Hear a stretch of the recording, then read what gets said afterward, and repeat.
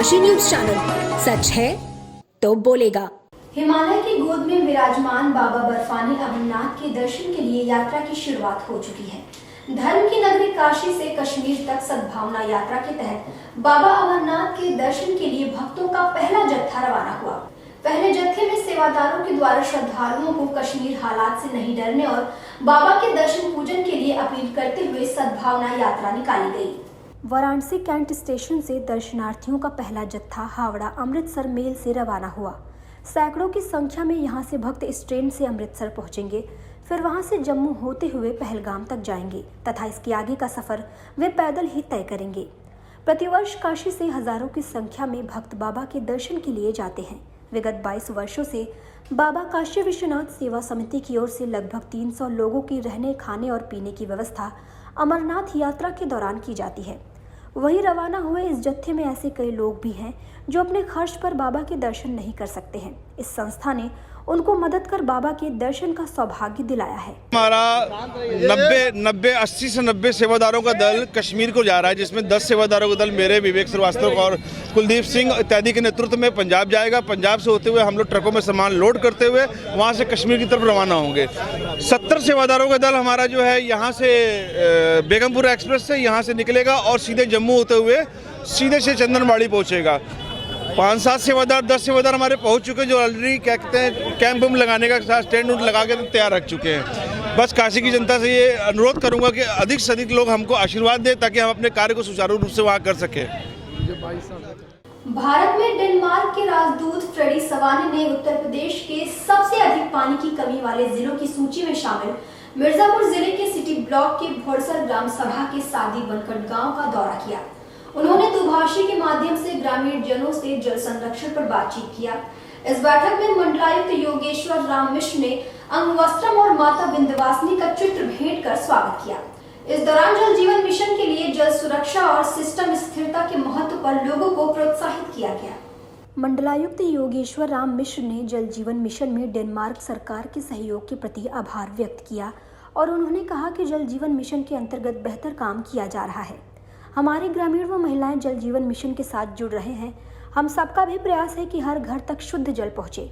जल जीवन मिशन का लक्ष्य 2024 तक प्रत्येक ग्रामीण परिवार को कार्यात्मक घरेलू नल कनेक्शन प्रदान करना है। डेनमार्क के साझेदारी के तहत परियोजना सेवाओं के लिए संयुक्त राष्ट्र कार्यालय उत्तर प्रदेश में केंद्र के प्रमुख जल जीवन मिशन का समर्थन करता है। राजदूत फ्रेडी सवाने ने जल जीवन मिशन के तहत निर्माणाधीन टंकी व अन्य कार्यों का निरीक्षण किया। उन्होंने अपने दौरे के दौरान वृक्षारोपण भी किया। Located at the bank of river Ganga, we treat Ganga as our mother, and now we are talking about the water. मैं जल के बारे में बात कर रहा हूँ। my very old friend Vinod Mishra ji, was heading units now, very dynamic CDO Sri Lakshmi, she is from Kerala. Again, yeah.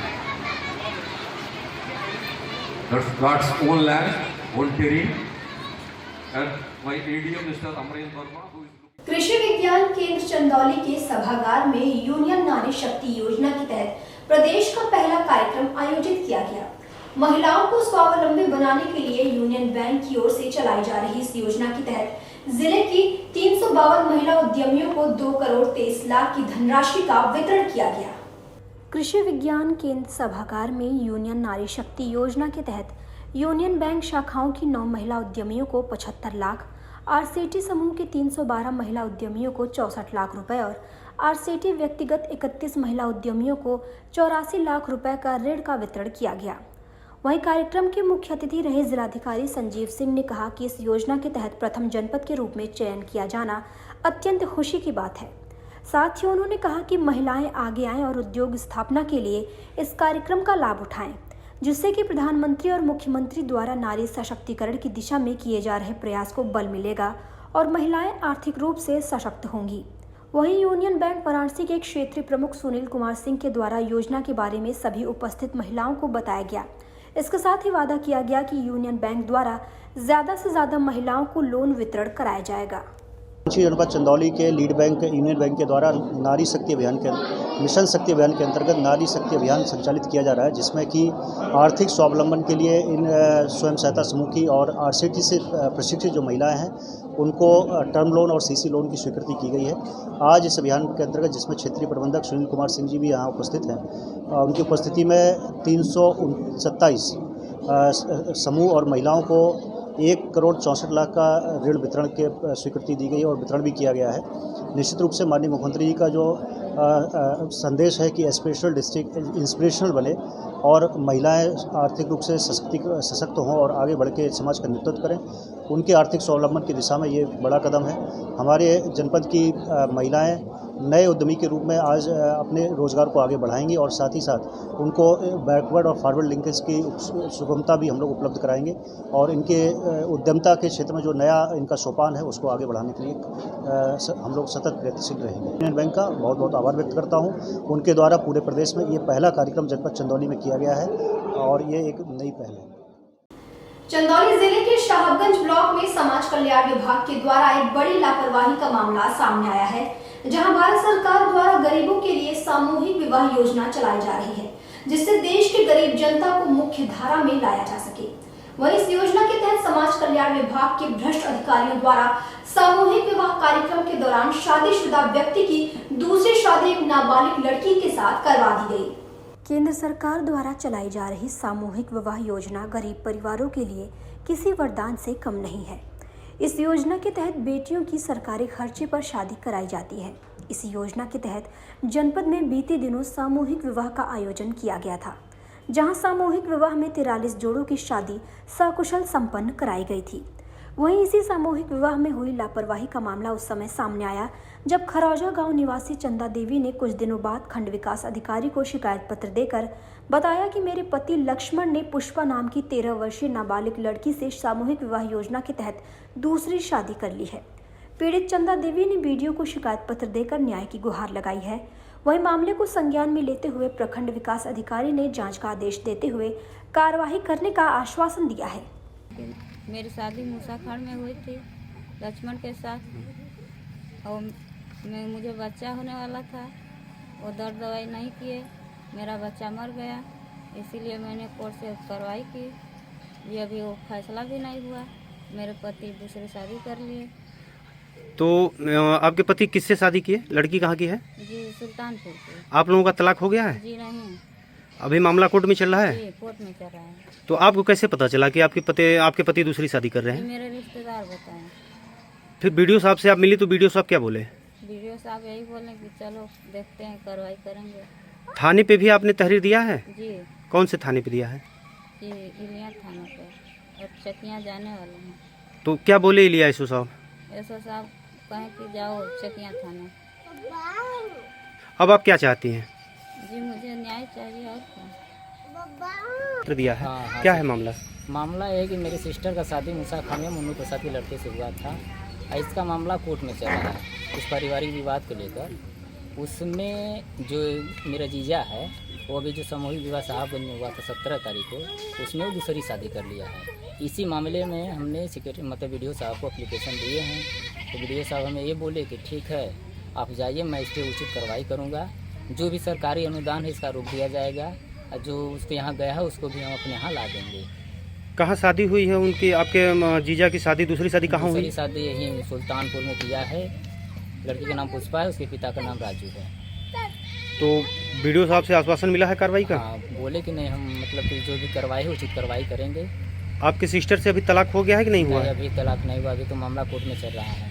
इसकी शिकायत आपने कहीं संबंधित थाने में भी दी है? हाँ इलिया थाने पे दिए थे हम।